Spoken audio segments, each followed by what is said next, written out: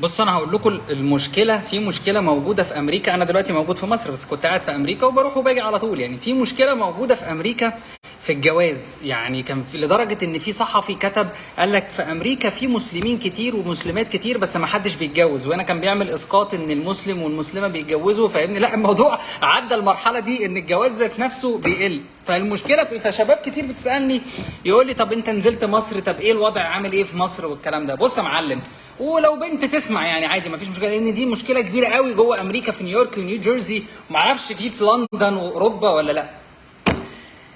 بقى في حاله كده عند البنات. يعني انا اما كنت موجود في امريكا كان شغلي في مكان مكشوف ومكان عام، فكان كل الناس بتبقى معديه قدامي، فكنت بشوف مواقف كتير. وانا كنت يعني يعني ليا اصحاب كتير جوه امريكا، فكنت بشوف المواقف دي كتير. ايه بقى وانا هجاوب برضو على تعليقات الناس لو عندها تعليقات.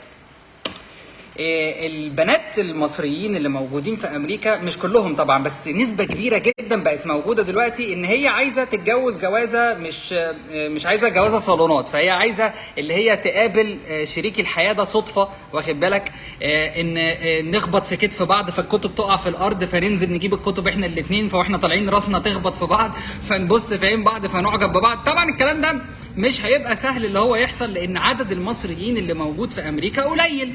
تمام. محمد بيقول السلام عليكم. وعليكم السلام. فاتن تونا منور يا نجم، منوره يا فاتن. فالكلام ده بسبب ان عدد المصريين اللي موجود في امريكا مش كتير، فهيبقى نسبة حدوثه قليلة جدا. يعني الكلام ده ممكن يحصل بقى ننزل احنا مثلا مكتبة اسكندرية، ننزل مدينة نصر ونروح نشرب حاجة، نروح عند الأقصر كده واحنا بنتمشى، الكلام ده ممكن يحصل. انما ظروف الحياة اللي انتوا بقيتوا فيها في امريكا بقت بتفرض عليكم حاجات تانية واساليب حياه تانية. تمام. طارق بيقول لي منور حبيبي يا طارق. محمود كامل اخبارك يا صديقي؟ اخبارك يا محمود. المهم نرجع لمرجوعنا. تمام. فبقى تيجي تقول لي البنات المصريين اللي عايشين في امريكا مثلا، يعني انت مثلا في واحده ماشيه في الشارع او ماشيه في مكان عام، فممكن تروح تتعرف عليها فتقول لك لا والله مش هينفع عشان الناس وما اعرفش ايه والقيل والقال، فما تتكلمش. طبقه كبيره على فكره، بتكلم على طبقه كبيره. طب تمام، فيقول خلاص احنا ندخل البيت من بابه فنروح نتقدم لها، واخد بالك؟ فتقول لها لا لا والله انا مش عايزه جواز صالونات، مش هينفع. فتقول طب يلا نعمل، كنت اشوف الفلسطينيين والاردنيين والناس دي، يلا نعمل تجمعات عربيه عشان الناس العرب كلهم يقابلوا بعض، سواء مصريين مصريات، اردنيين اردنيات، مغاربه توانسه، عشان يتعرفوا على بعض. تقول لك لا مش هينفع والله عشان العرب حواراتهم كتير فانا مش هينفع اختلط والله. طب انت طب انت عايزه ايه؟ انت واخد بالك؟ فاصبح هتلاقي الفتره الاخيره بوضوح جدا شباب مصري كتير جوه امريكا بقى بيتجوز بنات من كولومبيا. فانت لو هتيجي تقول لي طب الفكره حلوه ان انا اتجوز بنت من كولومبيا او بنت امريكيه واعيش معاها، طبعا لو انت بتحبها وانتوا الاثنين حابين بعض، سيبك بقى من الاوراق والجنسيه والحاجات، لو انتوا حابين بعض طبعا انا ما عنديش مشكله. يعني انا عشت في امريكا ونزلت شفت في مصر فشفت الاثنين، لا خلاص لو انت حبيتها وبنت ناس، ما يعني في امريكيه بتبقى بنت ناس وكولومبيه بنت ناس، يعني بتخلي بالك من الاختيار، لازم يكون عندك خبره عشان تفهم، بيبان من الوش اصلا. فلا دي فكره كويسه، انا عن نفسي ما عنديش مشكله فيها، فاهم؟ انما الازمه اللي وصلت انا ما اعرفش وصلوا لها ازاي في المجتمع الامريكي، سواء المصريين يعني او في اوروبا، ان خلاص بقى في فجوه، فبقى في مصريين كتير ومصريات كتير بس مش بيتجوزوا. تمام. طيب انت بالنسبه هنا للي موجودين في مصر، يعني انا نزلت برضو وشفت اللي موجودين في مصر، في بنات كتير في مصر عايزه الشاب يكون طموح، ودي حاجه كويسه جدا على فكره. في حاله من الخمول، وتحس ان هم مثلا راشين زيت خروع في الجو، حاله من الخمول كده عند الشباب، ما عندوش طموح. تيجي تديله مثلا نصيحه حاجه طموح، يقول لك لا والله ما انا هيقفلوا لي من هنا وهيسدوا لي من هنا. يعني انا مثلا كنت قاعد مع واحد في امريكا بس ده ما كانش مصري، مش فاكر كان من المغرب ولا من الاردن، فكنت بقول له ايه ما تحاول كده تشتغل وتفتح مطعم. يقول لي لا يا عم هيجوا بتوع الصحه كل شويه الهيلث ديبارتمنت ويخنقوني وما اعرفش ايه. قلت له طب ما تحاول تجيب عربيه نقل وتشتغل عليها. لا والله يا عم كل شويه المرور هيوقفني وهيعمل لي وما اعرفش ايه. قلت له طب ما تحاول تشتغل مثلا طباخ. لا يا عم الزيت ممكن يضرب في وشي ما اعرفش ايه. حاله من الاحباط، واخد بالك؟ هنا لا في بنات كتير بتدور على الشخص الطموح، فانت لازم برضو يكون عندك طموح. اللي انت ما تفضلش واقف عند مكانك. فواحد هيخش يقول لي ايه، هيقول لي لا ما هي الدنيا زي ما انت شايف صعبه ومش هينفع، والواحد ما تعملوا قلبك ده. انا عشان انا بكلم نفسي يا جماعه. انا مش عارف اللي جان داخله على الفيديو ده ليه، مع ان احنا مش بنتكلم هنا في السياسه. طارق حبيبي يا طارق، الناس داخله تشتم، مش مهم نشتم، مش هيفرق يعني، عادي.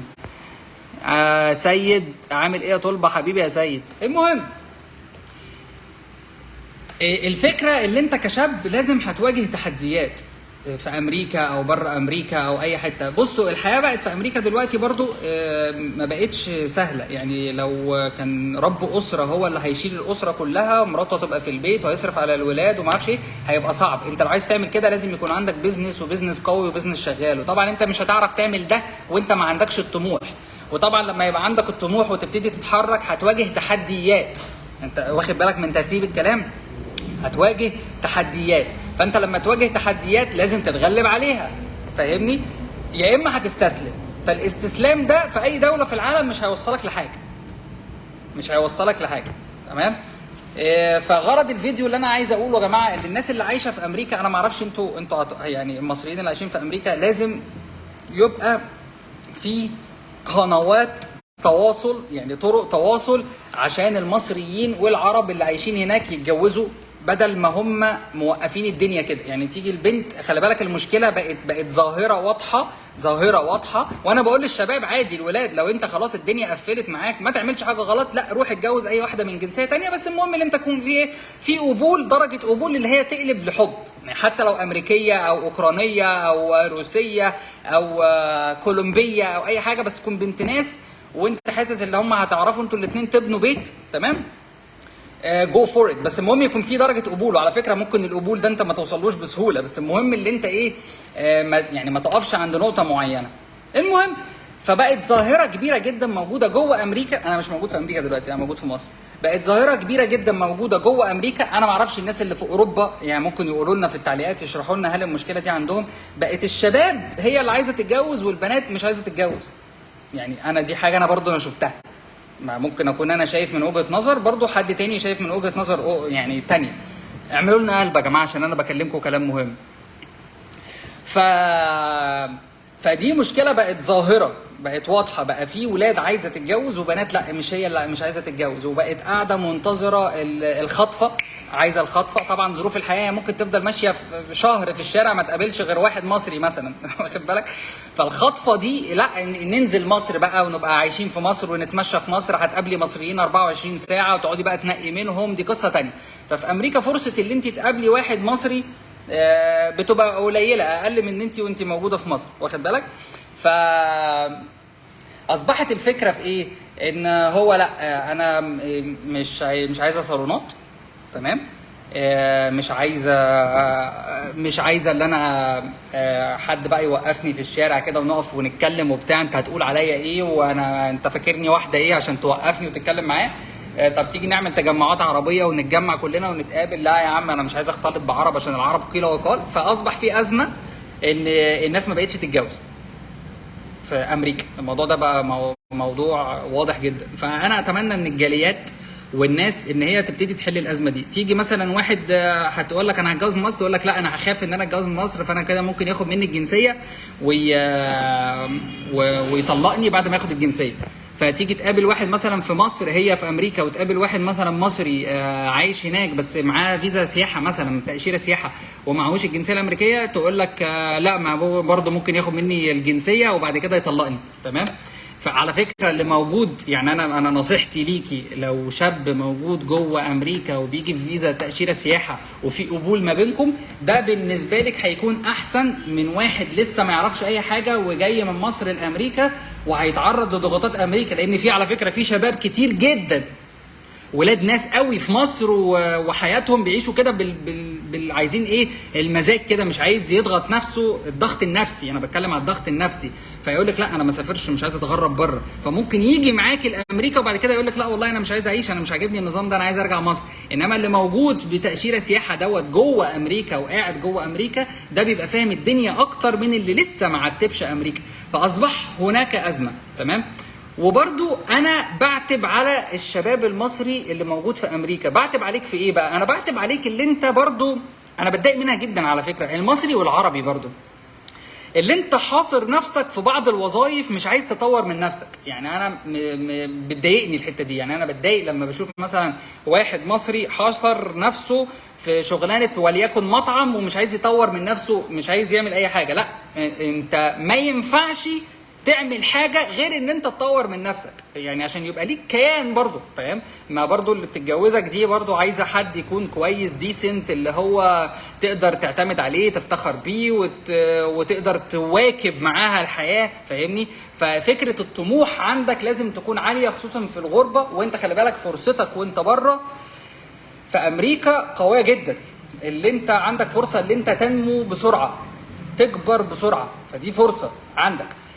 بلس بقى لو انت او انت عايشين في امريكا، خد بالك بس الكلام اللي بقوله لك، انت او انت عايشين في امريكا وحابين اللي انتوا تعملوا بيزنس في امريكا، حابين اللي انتوا تعملوا بيزنس، انا بنصحك نصيحه من قلبي وبقولها لك من علمي. يعني انا راجل متخصص في الاقتصاد ودرست اقتصاد، يعني انا مش بالف لك، ده تخصصي.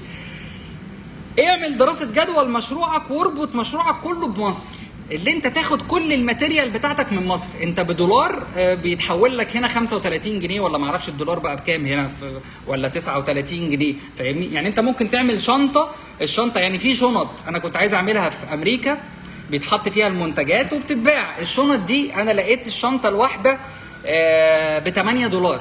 هي الشنطه كانت ب 70 سنت، اللي هو 70 قرش، يعني اقل من دولار، موجوده في مصر هنا. فانت تاخد كل الكلام ده وتشحنه على امريكا، بتقلل من التكلفه بتاعتك، لان المصريين اللي عايشين في امريكا، طبعا سيبك من المصريين اللي عايشين هنا دلوقتي، مش هيبقى فاهم قوي الحته اللي بقولها. المصريين اللي عايشين في امريكا فاهمين جدا، انتوا فاهمين جدا ان الحياه بقت غاليه في امريكا، وعشان تعمل تيك اوف وستارت اب لبزنس هتاخد منك فلوس كتير جدا. فانت كل حاجه متاحه ليك اللي انت تقدر تجيبها من مصر هتبقى ارخص من الصين على فكره. هو في حاجات موجوده في الصين مش موجوده في مصر، فتقدر تاخدها من مصر. فانا كلمتك في الفيديو ده في باكج كامله من الحياه الاجتماعيه والحياه الاقتصاديه وتطوير الذات. انا كنت بس نفسي اعمل الفيديو ده، بس فيه خناقات سياسيه كتير فكنت مشغول فيها، فكنت حابب ان انا اساعد الناس بالفيديو ده. واتمنى اعمل قلب يا عم، في ايه يا عم قبل ما اقفل الفيديو يا عم؟ صلي على النبي يا عم، في ايه؟ فاتمنى ان انت توصل برضو الكلام ده، واتمنى من المصريين اللي عايشين بره، يعني انا ما عنديش مشكله ان انت توضح بقى المشكله اللي احنا اتكلمنا فيها اكتر في التعليقات ونتناقش فيها يعني. يلا اسيبكم بقى.